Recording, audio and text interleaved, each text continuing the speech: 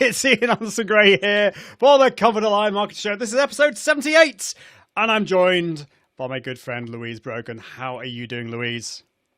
I am doing great, Ian. I'm delighted to be joining you in your show today.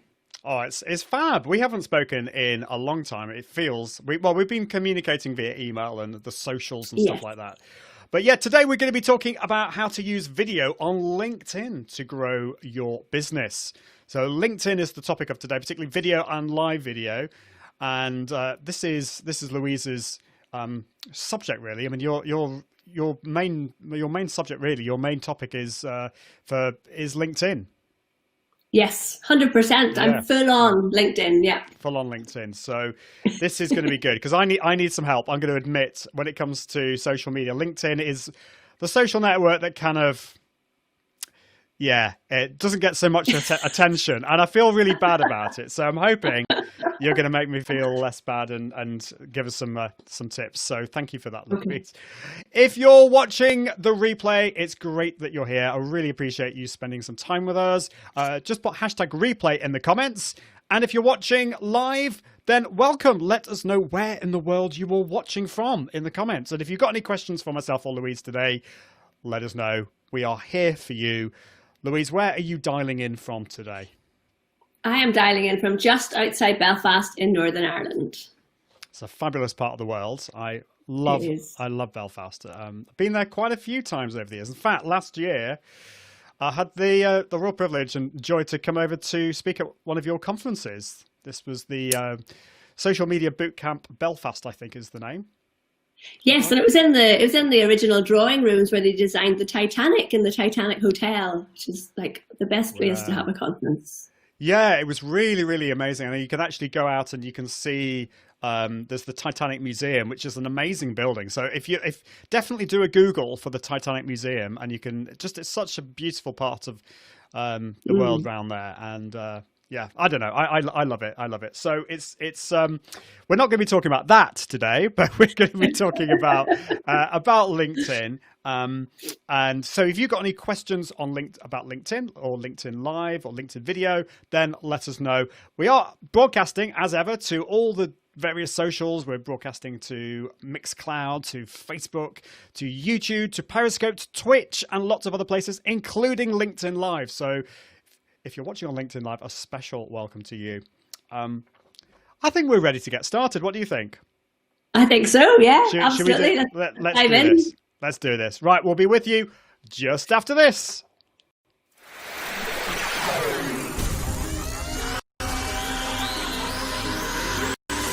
This is a Confident Live Marketing Podcast. Confident Live Marketing Podcast with Ian Anderson Gray, helping entrepreneurs level up their impact, authority and profits through the power of live video.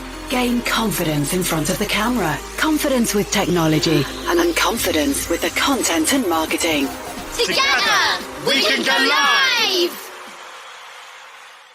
Hello, it's Ian Anderson Gray on the Confident Live Marketing Show. This is episode 78, which is all about how to use video on LinkedIn to grow your business. I'm really excited today because I've got Louise Brogan on, who is an expert in LinkedIn and a good friend of mine. So I can't wait to introduce her to you.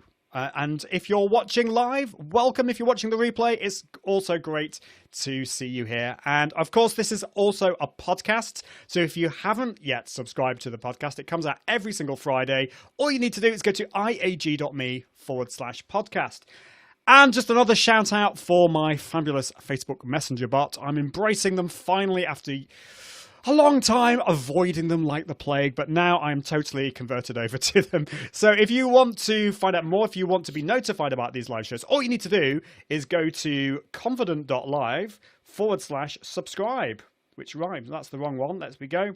Confident.live/subscribe, and you can get notified and also get my free confidence guide. If you want to get more confident in front of the camera, you can find out more about that just with my free guide. So it's time to bring in my first sponsor, which is Restream. I use Restream every single show that I broadcast to all the various places on social media, including YouTube and LinkedIn and Periscope and all these things. And the way I can do this, the way I can multi-stream to all these different channels is using Restream. It's the complete multi-streaming suite for entrepreneurs, and it allows you to broadcast to all those different channels, including LinkedIn Live. You can also schedule your LinkedIn Lives and do all that kind of stuff. So there are a number of ways you can use this. You can broadcast from another tool. You could use, if you're feeling a bit geeky, you could use something like OBS Studio or Ecamm Live.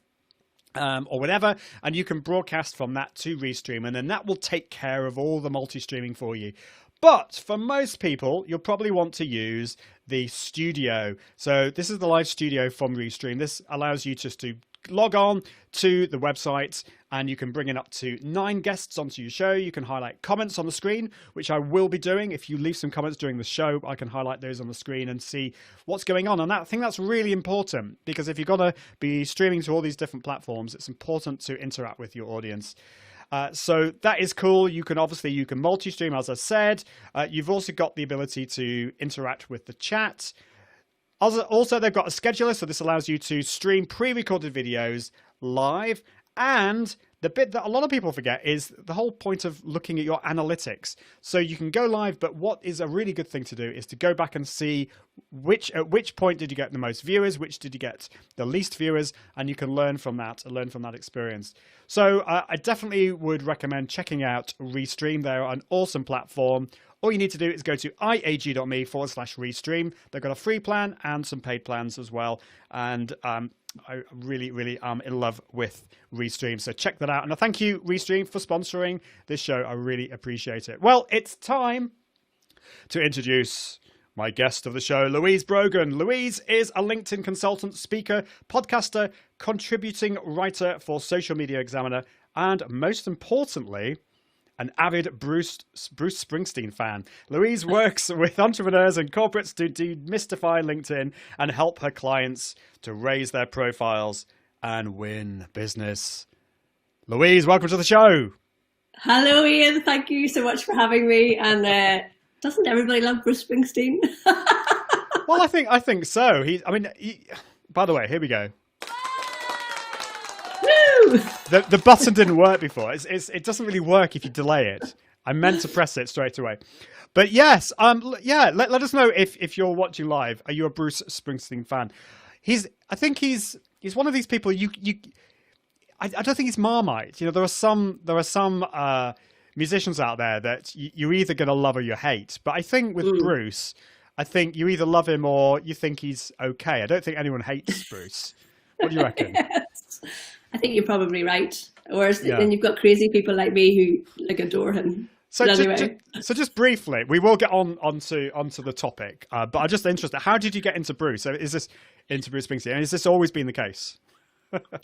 Yeah, it was. There was a guy that I liked when I was young at school whose older sister, because I'm not really the demographic for people who followed Bruce. Like, I'm a bit younger. This guy I liked, and his sister liked him, so I started listening to him, and then I forgot about the guy, and just my love for Bruce continued on. That's like 35 years ago. Like, I've been outside his house in New Jersey when I was about 18, and seen him 7 or 8 times. Massive fan. Wow, that's impressive. You've actually been out his house. You weren't stalking him, I hope. No, so my dad's cousins lived in the same town as him, and they drove us to his house, and his newspaper was lying in the driveway, and they were like, you could run up and pinch it. You couldn't actually see the house, you could just see the driveway. A moment in my life, anyway. That is hilarious. That is really good. So cool. Well, there we go. We've got our Bruce bit out of the way. We've got to do that. I can see some fabulous people watching live. We've got Lisa Monks watching from down under, who is watching on LinkedIn, but says, I can hear you, but my screen is blank.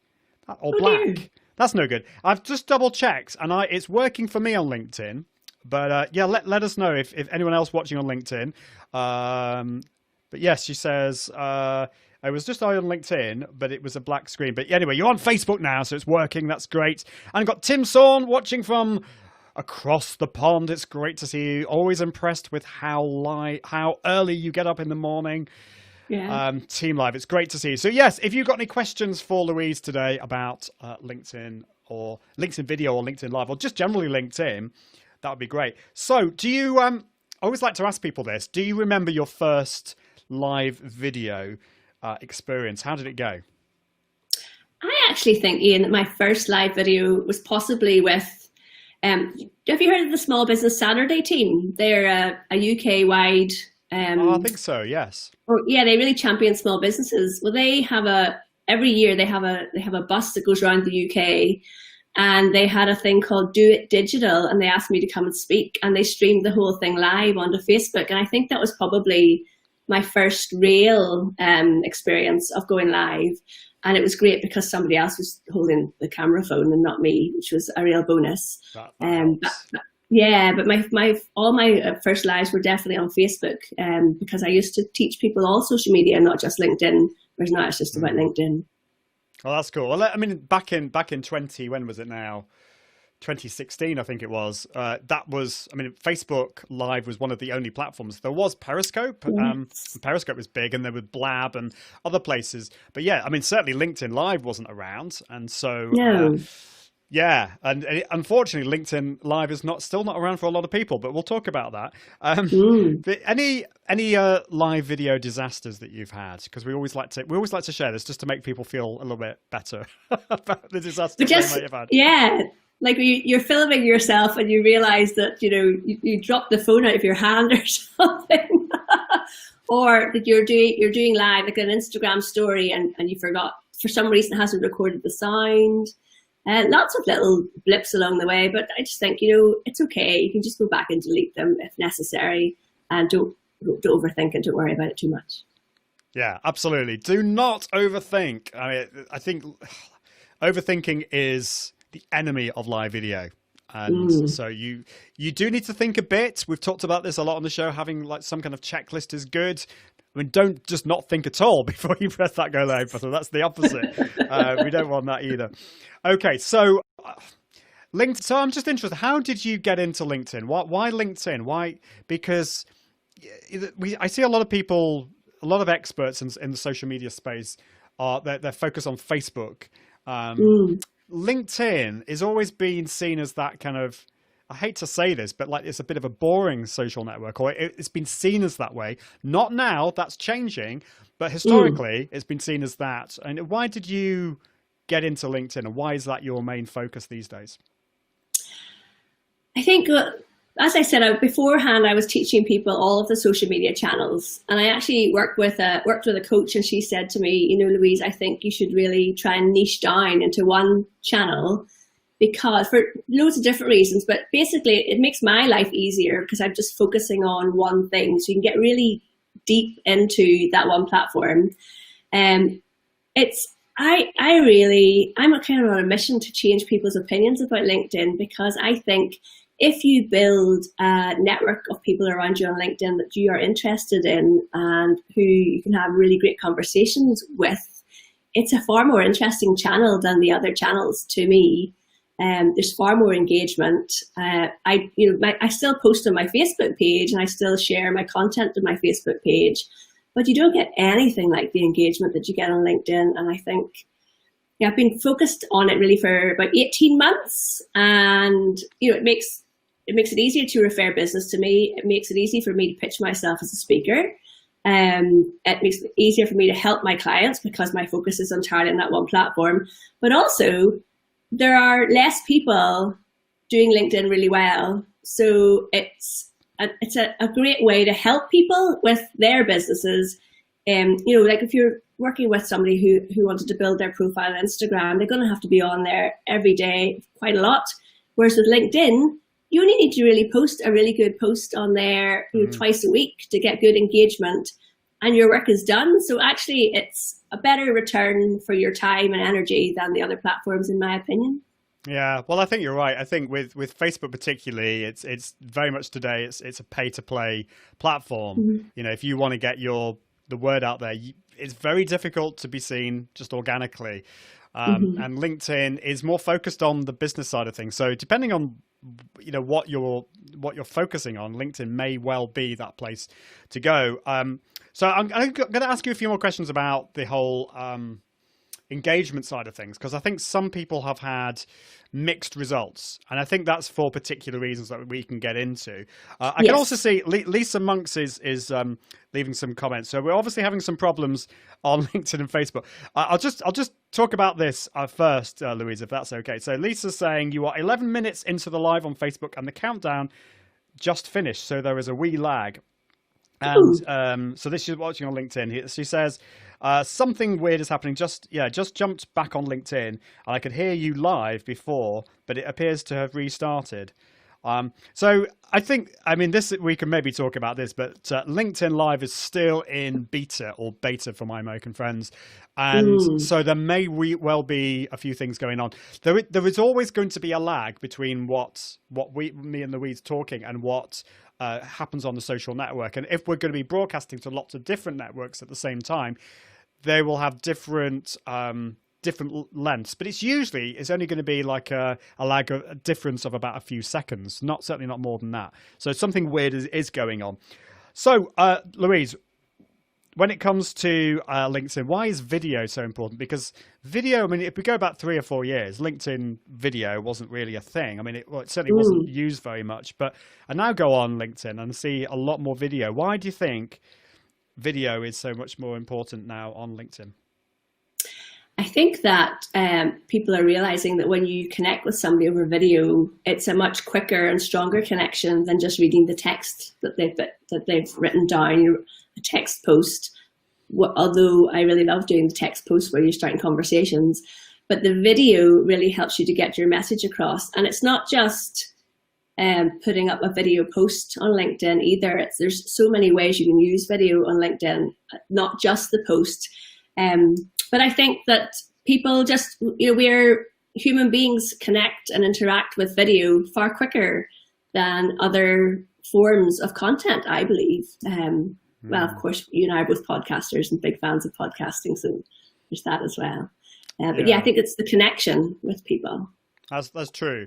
You mentioned there are a number of different ways of using video. One thing that I've not used this very much, but I want to, and I'm hoping that from this today, you're going to help me kind of get over to LinkedIn, because I know I need to do it much more. But you can send a reply or send a direct message to people using a video. I think you can only do it on your phone, but there's thing you can use video that way. What other ways can we use video on LinkedIn?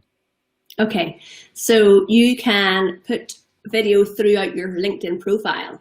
So, for example, in your underneath your About section, there's a section called the Featured section, and it's a really visual space on your profile, and you can upload links. Now, you can't upload a video directly to that section. However, you can create a video post and link to the video post in that section, and you can share links to Vimeo and YouTube or wherever you store your videos online. And that is the place where I would recommend people put like a 1 minute or a 90-second intro to themselves, like talking to camera about what they do. Then as you go down the profile, you can also, on the experience section, you can add video content in there. So for example, I'm a speaker, so I have my speaker reel is in my LinkedIn profile experience section. And again, when you look at somebody's profile, it's all text, and then you look at somebody else's profile where there are clickable links to video, it really stands out from other people, and it really helps you. So there's also then, as you say, the video messaging, and I have had 2 video messages since I last spoke about this on a podcast. So people aren't really doing it yet, but I've had 2 video messages from people that they've sent through their phones, and it's really nice to receive them. It's interesting because I think that you probably want to maybe have already connected with somebody before sending them a video message. And I don't really recommend that you send them like a sales trainer or anything like that in the message. No. But it is, So it's interesting to see people experimenting with these things. Yeah, I think that's a good way. So you want to connect with somebody first, maybe text, because I think video is, it might be, it depends on how well you know them, but maybe if you know them well, then connecting that way might be good. But yeah, I just remember somebody sending me a video message on Twitter when it started. I got a little bit of a shock because there was this random guy who I didn't know, and he was there in his dressing gown. And I mean, it wasn't dodgy. It sounds really dodgy, but he was just, but yeah, he's like, hey, I thought we'd connect, and it's like he was wearing a dressing gown with not much else. Anyway, let's move on. You might not get that. I do not want those video messages. Thank you. Oh dear. So I think so. I'm going to be honest. I mean, my experience with LinkedIn, when LinkedIn Live came out, I was getting a lot of engagement. My problem is, and I'm going to be totally honest here, I've been putting all my focus really on Facebook first and YouTube, and because I'm a small business, I've not been able to put as much time into LinkedIn. That's my next goal. And I always say to people, I'm sure you would agree, you can't focus on all the social networks all at the same time. You need to work out what is your main focus. So rightly or wrongly, YouTube and Facebook have been my priority, but LinkedIn is definitely my next priority. And I know that a lot of my audience are on LinkedIn, so it's absolutely a big priority for me. But I found that my engagement rate has gone right down on LinkedIn. And I think the answer to that is that I've just not been on LinkedIn. I've not been engaging. And so would you say, what would you say to people like me who they aren't getting so much engagement on LinkedIn? I know you said that the engagement is a lot more, but that's only if you are actually using the platform. So what would you say if you're just getting started with LinkedIn? What would be your recommendation? Okay, do you mean in terms of doing LinkedIn Live, Ian, or do you mean in general? Just generally. So yeah, just generally, it could be LinkedIn Live, but we could start. I mean, we could talk about using LinkedIn Live and using video, but you're probably not going to get that much engagement if you've not invested that time into it. So I suppose what I'm asking is, if you're just getting started, or if you're wanting to reboot your LinkedIn experience, what would you suggest as a good strategy for that? Okay, so I think the way I work with clients and with my group are that I talk about this 3-legged stool approach to LinkedIn. So the seat of the stool being having a really good LinkedIn profile that attracts your ideal clients. So making sure that you filled out your whole profile and that it talks to your ideal customer, ideal client when they click through to your profile. The 3 legs of the stool for me, and this could be one of the keys to getting engagement. The first one is building a network on LinkedIn of people that you are interested in, they're interested in you, building a genuine network as opposed to having let's connect with as many people as we can and have an enormous network. Because if you can get 30,000 connections on LinkedIn, if you're consistently reaching out, connecting with 20, 30 people a day for the next 6 months, my maths is terrible, sorry. But if those people aren't interested in what you're talking about, and when you go to your news feed and it's really boring and it's full of people you're not interested in, it's much better to curate a network around you that you actually want to engage with. So that's the first leg of the stool. The second one is creating content that actually is of value and service to your network. So starting conversations around what it is that you're an expert in. So people follow me and connect with me on LinkedIn because they want tips on how to use LinkedIn. So my most popular posts are all the stuff that I'm teaching people about LinkedIn. But I start conversations around those topics. So if I was talking about, are you using LinkedIn polls? Are you sharing video on LinkedIn? I always say, let me know what you're doing about this, or what's been your biggest error or your biggest success. And then people get used to having those types of posts from me and answering underneath. And like all the social media platforms, Ian, you're always answering people's comments, engaging with them. Comes down to when do you post, what days of the week are popular, looking at your analytics, what's working within your network. And then the third leg of the stool, in case anyone's going, well, she hasn't mentioned 3 legs.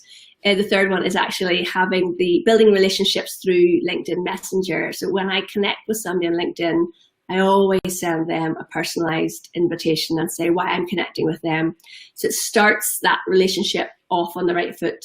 Whereas if you send a connection request to somebody and they accept you into their network, but there's no conversation or message between the two of you, they literally just disappear into your big pile of people in your network. And you're not going to engage on their posts because you probably don't even remember why you connected with them in the first place. Well, that's true. Yeah, I think we've talked about this a number of times on this show, that numbers are important. I mean, we should be looking at analytics and the stats, but it is the relationships. And if you don't know the people that you're connecting with, I think that's a huge problem. I mean, I've always been very careful with the people that I connect with on LinkedIn. I always want to, I want to know them or have some.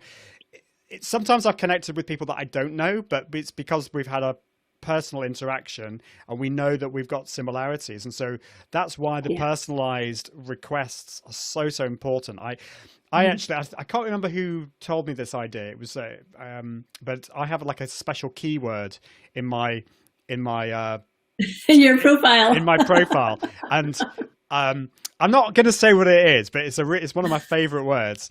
And so I say they have to use it. Well, they don't have to use it, but if they use it, they get special, special swap points if they use that in their connection.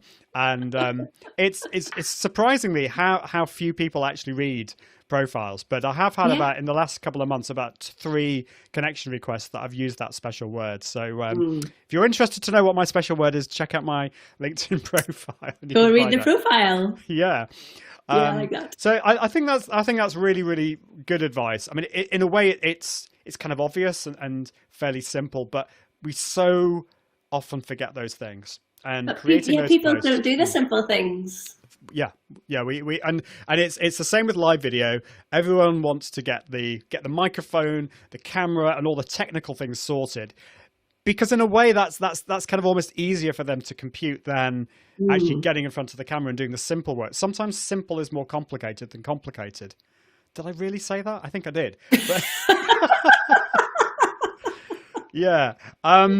Okay, so let's start talking about video. So what's the biggest challenge, do you think, when it comes to video on LinkedIn? So we've started to engage a lot more. We're putting posts on there. We're starting to get a bit of engagement, which is great. But we're now wanting to dip our toe in the video world, whether this is video or live video. And by the way, Martin Buckland, I can see your question. I'm going to come back to you just after this next section. It's a great question, but I just want to just ask Louise this. So what would be what would be the biggest challenge when it comes to actually getting started with video, whether it's video or live video on LinkedIn?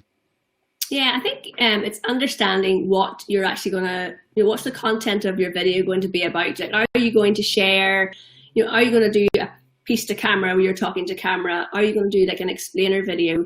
How long is your video going to be? And this is where, if you put a video post up, it needs to be pretty short to keep people's attention. You need to capture their attention in the first couple of seconds.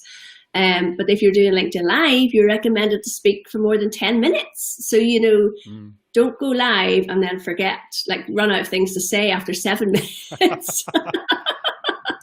Like, I'm laughing, but I know it's really hard for people. It is hard.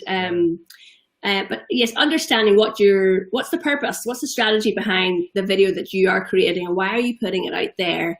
And also, if you upload a video post, write something above it as to why you are sharing it, and literally invite people to comment below in response to the video as well, which is going to help people. It's, as you say, in simple things, by asking someone to leave a comment about what they think about the main things you're saying in your video, people are more likely to leave a comment than if you don't actually ask them to. And also, there's the whole thing about hashtags on LinkedIn as well. So for all of your posts on LinkedIn, you should include 3 hashtags that are relevant to whatever the content of the video is as well, because people follow, as well as connecting and with people and following people and businesses and brands, people also follow hashtags on LinkedIn. So that's going to get your video out in front of a wider audience of people who have no connection to you because they are following the hashtag that you're using in your post as well. That's a really fascinating comment about the hashtags, because I think we can often forget. There was a time, but I remember, where LinkedIn, you didn't have hashtags, and so people recommended that you don't use them. But absolutely. So what would you say there? I mean, is it a good idea to try and find out what the popular hashtags are, like you would do on Instagram or Facebook? That's my phone going off. Let's switch that off. I've got too many phones. I've got. It's Lisa. It's Lisa calling from Australia. Yeah, it might be. It might be. There we go. That's on my checklist. Switch off your phones, and I forgot to do that. So, So with hashtags, would you like to try and find the most popular ones out there? But would you also use your own hashtags? So one thing that I thought of is creating a series of live video tips on LinkedIn. It could be, I don't know, confident live tips, and then allow people to subscribe to that. I mean, there's a few different things there to think about, but how would you use those? Well, I think that's a brilliant idea for you, Ian. Confident live tips, and I think other people would also then use that hashtag. But you can go, if you're looking at LinkedIn at the screen on your desktop, and go down the left-hand side on your personal profile, it'll say hashtag. So it says groups that you're in, pages that you have, and at the bottom it says hashtags that you follow. And if you don't follow any hashtags, you can add them in here. And at the very bottom of that column, it says discover more. So if you click on that discover more, it will show you hashtags that LinkedIn thinks are relevant to you based on the content you're sharing and the people that you follow. And when it brings up a whole screen of hashtags, it's quite a nice design. It'll have the hashtag, and it'll have how many people follow that hashtag, so you can pick and choose from those. And where you use 3 hashtags on your post, you can follow as many hashtags as you want. And you might have seen people get really excited when it says that their post is trending under a hashtag.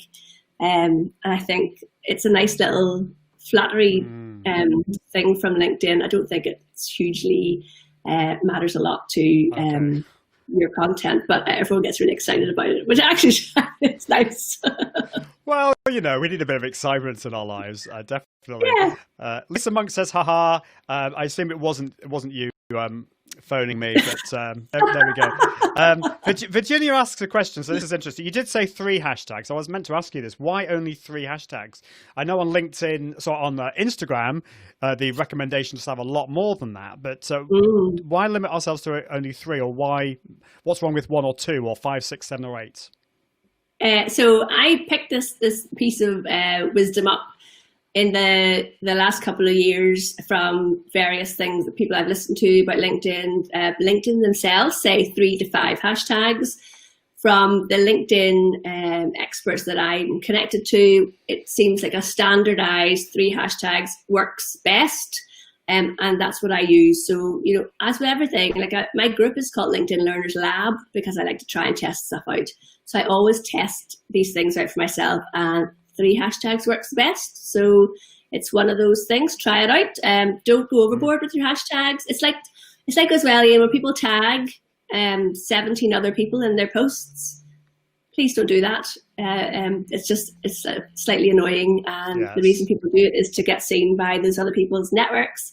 Only tag someone if it's actually relevant to what the content you're sharing is about. That makes sense. easy sometimes to get behind the computer screen and forget reality and common sense and all these things. And if you think about it logically, you know, tagging lots of people, it just isn't the right thing to do. It can become really, really annoying. But I think tagging selectively when it can be a good thing. So if it makes sense to tag somebody, definitely do that. So Virginia, this was a question from before. And Martin, I will get back to you on this question. But just before, Virginia says, "Oh, I just added both of you on LinkedIn, not the right way."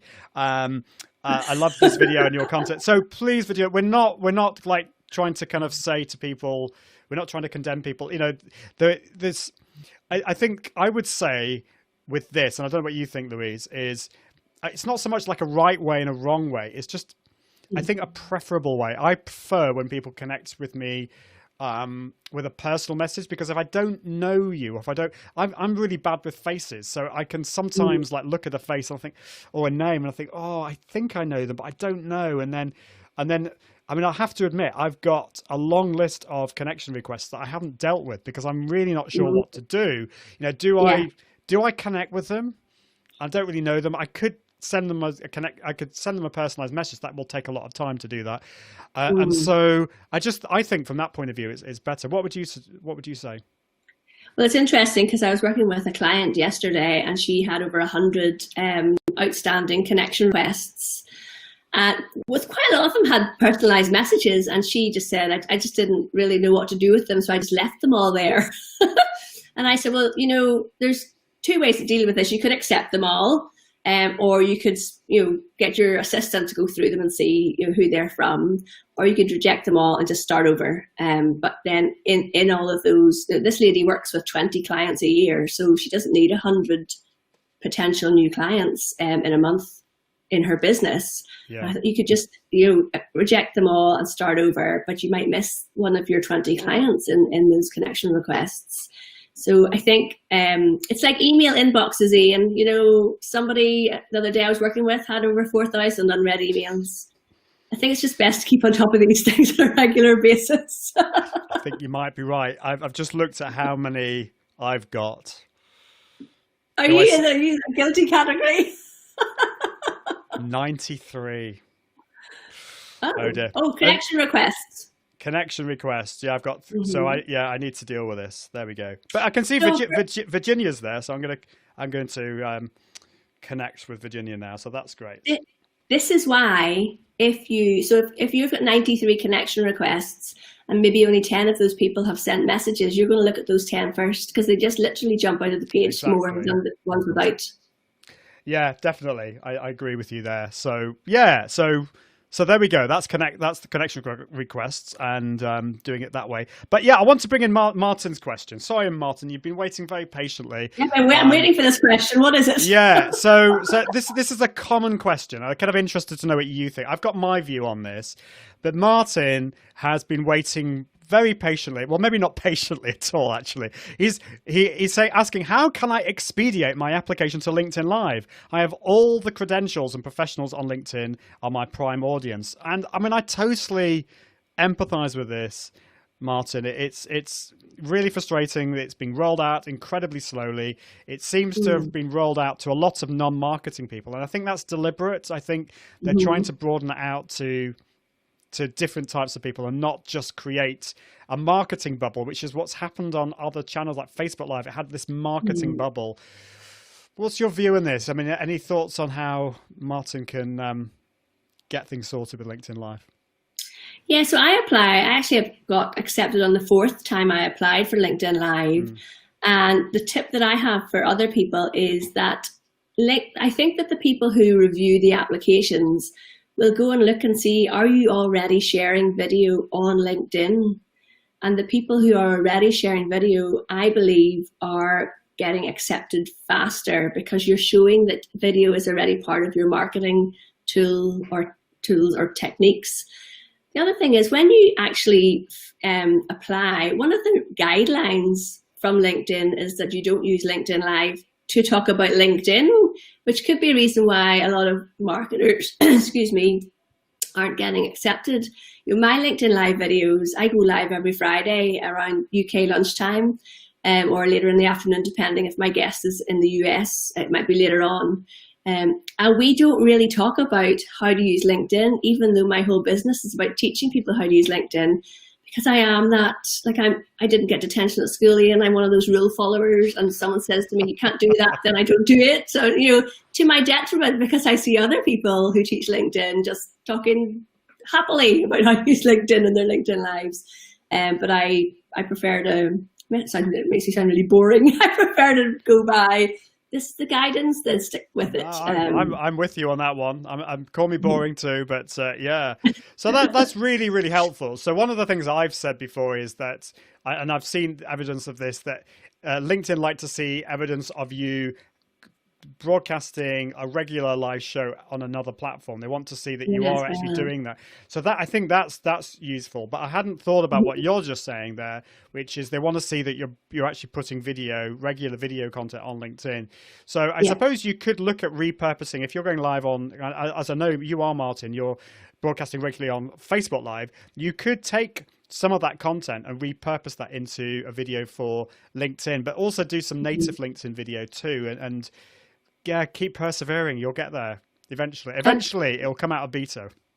The other thing, Ian, is I think when you fill in the application form, it's very much the way I approach LinkedIn anyway, is that you write it in a way that your content is going to help your audience. That's the purpose of it, rather than being about you and your business. It's about helping the people who will be watching the video.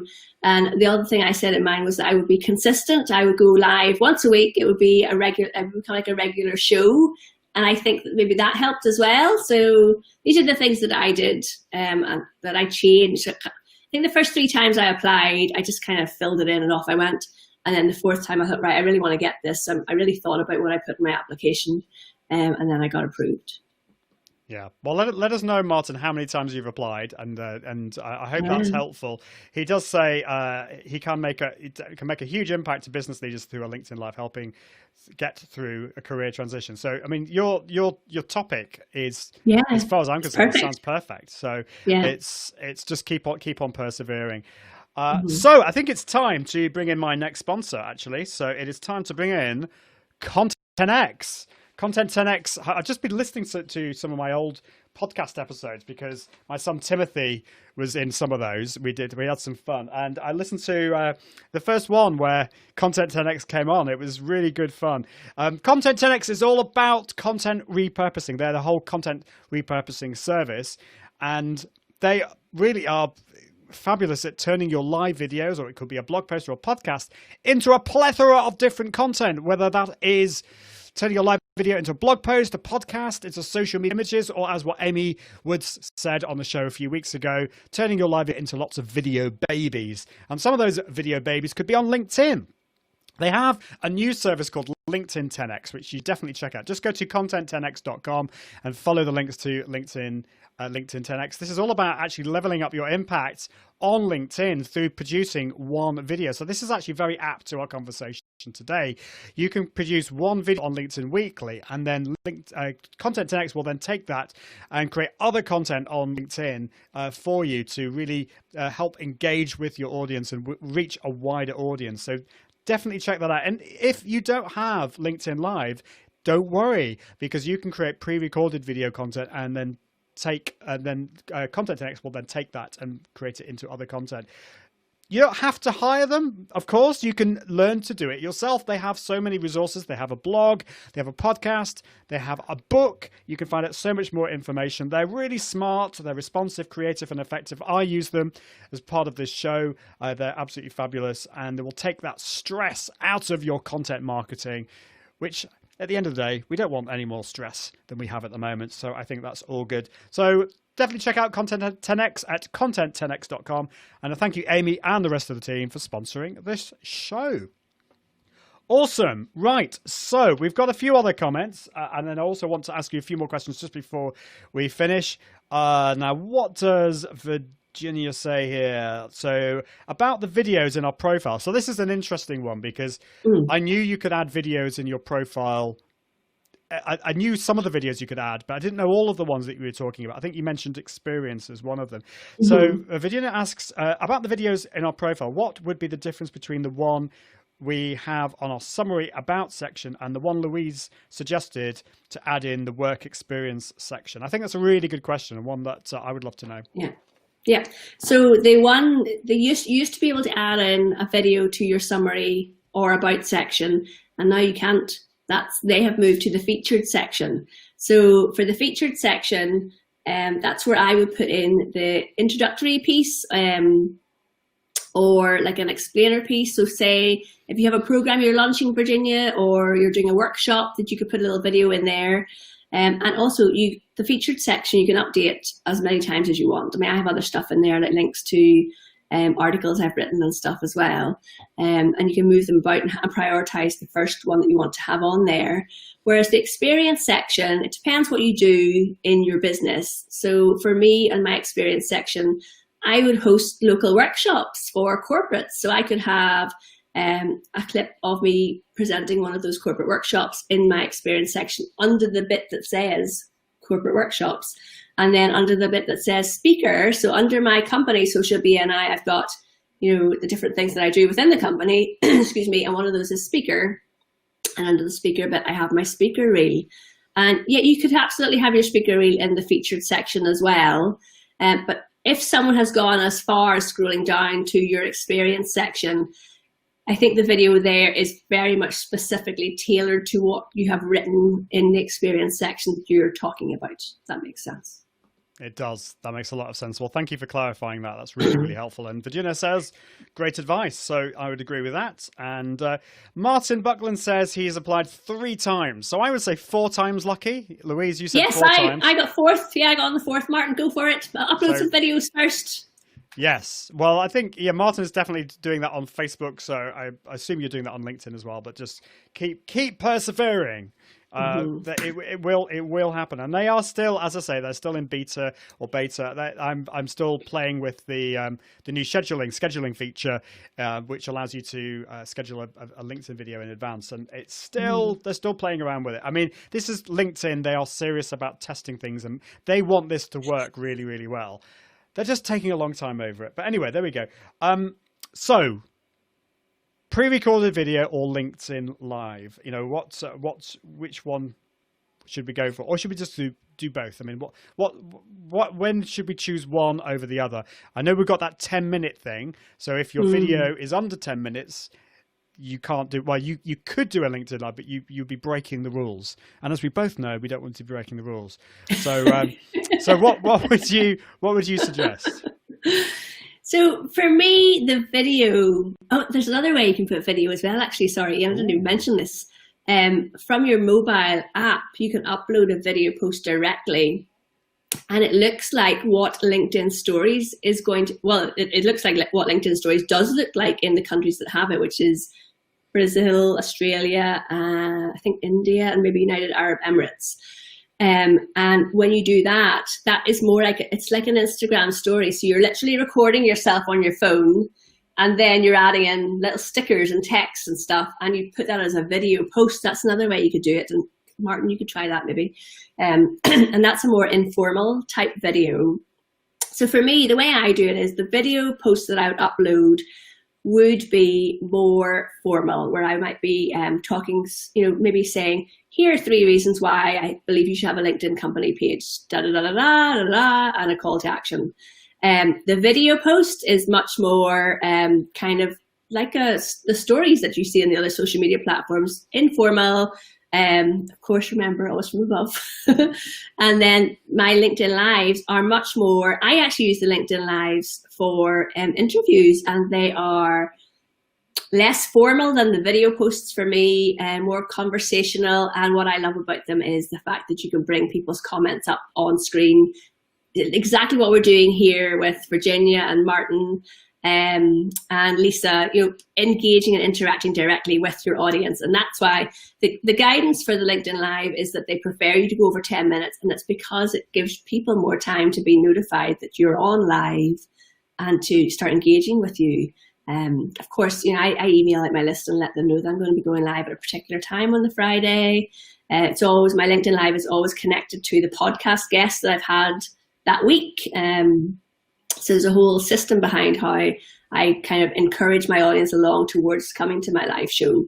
But yeah, I very much use it as an interview show, and the video posts would be more of a, let me teach you something, or if I'm, launching something, that kind of way. Yeah, that's great advice. And I think, yeah, again, if you use those hashtags, you can kind of segment the different types of videos and live videos that you're doing. So Martin, that's something that you could do, use hashtags to create different series of video content, and when you get LinkedIn Live, you can then create another category in a sense with that, and hopefully at the moment I'm beta testing the scheduling feature in LinkedIn Live. So you do, this should be rolling out more widely soon, but this gives you the ability to create a scheduled post in advance that you can start to get a little bit of interaction comments. I think at the moment they have like half an hour or an hour before they then lock the comments ready for the live. But we'll see what happens there. So Lisa Monks. So Lisa is giving us some insider information from down under, because LinkedIn Stories is available. Oh, of course, she's got it. Yeah. So have you played with this? It sounds like you have, Lisa. Lisa says LinkedIn Stories is only 15 seconds and has very, very basic. How many varies? There's 2 varies. Basic features, limited stickers, and no filters. But maybe that's the thing. I mean, this is. I know some people have been a little bit not overly excited by stories coming to LinkedIn and just thinking that this is just going to be like Instagram. So maybe this is deliberate, that this is more of a business orientated story. I don't know. We'll see about that. The stickers are, so you can test it yourself, Ian, by doing a video post from your mobile. At the bottom of the screen. Oh, yes. The plus button, and it'll say video. And so you can test it yourself. You'll see exactly what a LinkedIn story is going to look like. And I was telling somebody last week, the stickers are, it was when I was talking to your friend and mine, Jeff Sia from Social Media Marketing World. I was telling him, they're like, I called them business style stickers. He's like, well, what does that mean? And it is things like going live or working from home, or, they're nothing like Instagram story stickers. If you can see that on the screen. So I'm just putting these in. You've got things like contact me and all these kind of things. Yeah, they're okay. They're not, I wouldn't say they're not mega boring. No, I quite like them. I like those video posts, and I already like LinkedIn Stories, even though I don't have it yet. Well, there we go. I think I could get behind LinkedIn Stories. I like Instagram Stories sometimes when I'm in the mood. So I think if we have them on LinkedIn, that would be great, I think. So Virginia says we don't have them. We don't have LinkedIn Stories in Greece yet. So I think we just have to wait for it to be rolled out a little bit more widely. So we're almost at the end. Have you got what would be your top LinkedIn video tips? I think you shared a lot, but are there any other tips that you could share with us that we could think about implementing when it comes to LinkedIn Live or LinkedIn Video? Yeah, I mean, we did talk a little bit about, you said about people like really like to get the tech and everything organized. I think that you do want to show up a bit more professionally on LinkedIn, because it is the B2B networking site. So, I have the microphone and the webcam and the ring light. You don't need to go that far, but having a decent microphone and a camera, prepping what you want to say in advance and having a strategy behind it. But also, if you're going to show up on video and go live, be consistent with it. I have got friends who are going live like every day for a week, and I'm thinking, well, what's the purpose of this? You're going to do this for a week and then disappear for a month? What's the strategy behind it? But also, I use, when I do my LinkedIn lives as well, Ian, I use StreamYard, and then it was actually you gave me this tip that I have the paid version, so it goes live to YouTube and LinkedIn Live, but afterwards I can download it and do other things with it. And I love what you said about Content 10x and the live video babies. Something I need to get onto, create little baby videos out of my videos. Definitely. So do use a tool, whether it's StreamYard or Restream or Ecamm, OBS Studio. A lot of them will allow you to save the video in a high quality format later, and that makes repurposing a lot easier. So that's definitely something, and I know that's something that you do, Louise. So that's great advice. Lisa Monks says, so this is about stories. Yes, it has great potential, but needs a lot of work. Anyone who loves Instagram stories will not like LinkedIn stories in their current format. In fact, I've created, in fact, I've created an Instagram and used that for LinkedIn. Oh, okay, that's interesting. So you could create another and gone over. Ooh, that's fancy. Yeah, you could. That is interesting. Yeah, we'll see. I think, Ian, the reason LinkedIn are going down this line is because they know that people in their 20s who they want to attract onto LinkedIn are used to that story format. So it's not about people like, I mean, you and I are kind of in the same age category. It's not necessarily about you and I and the CEO people of the world. It's about engaging the next level, the next generation who are coming through, who are used to these short format, snappy videos. And it's not all about us. Well, it's very true. Yeah, you've got to think about your audience as well. And it's interesting what you're saying just before about going live every single day for a week and then stopping. I think there is a valid reason for going live every single day for a week, but it's really for your personal development and you getting. And so I always recommend that people do that, but do that maybe in a private group. There's a place for that. Don't just go live on LinkedIn every single day and then that's it. You get your confidence another way on Facebook in a group or something like that. So I think that's great. Well, thank you, Louise. I think it's been so much fun having you on the show, and you've definitely got me going. I think I'm going to get back on LinkedIn, and I'm looking forward to hanging out with you there and producing some really valuable content. I mean, I am going, obviously I'm broadcasting to LinkedIn Live all the time, at least 3 times a week, but it's everything else that I know that I need to work on. So looking forward to that. You've got something coming up, haven't you? Is it next Wednesday? Yes, I do. Yeah, I've got a free training next Wednesday, the 30th of September. And it is 6 p.m. UK, which I think is 10 a.m. Pacific. I don't know what time that is in Australia. Sorry, Lisa. And it's a webinar where I don't talk about myself for half an hour. I give proper, valuable, actionable training on how to get yourself set up on LinkedIn and going through what your profile should look like, what kind of content works and all that stuff. So I'd be delighted if some of your audience would like to join me on that, Ian. That'd be wonderful. So this is at socialbeani.com. So that's social and then beeni.com/free-training. Now, if people are listening to the podcast or watching the replay of this, will there be the opportunity to watch this back later, or how can people, if people have missed watching this live, how can they find out about stuff that you're doing in the future? Yes, absolutely. Well, first things up first are come and connect with me on LinkedIn. And I do run my free training workshops on average once a month. So even if you miss the one that's on the 30th of September, if you come along, sign up, you can get access. I'll send you a link to the next one that I'm running as well. Definitely do that, because unfortunately I think this podcast episode will come out sometime in October, so you'll have missed that if you're listening.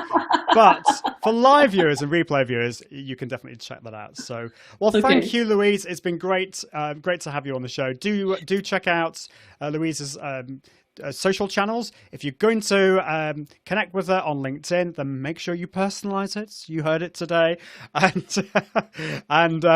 that'd be great. Well, thank you, Louise. But until next time, I encourage you to level up your impact, authority, and profits through the power of Confident Live Video. See you soon. Bye. Bye. Thanks for listening to the Confident Live Marketing Podcast with Ian Anderson Gray. Be sure to join the community at iag.me, where you can continue to level up your impact, authority, and profits through the power of live video. And until next time, toodaloo.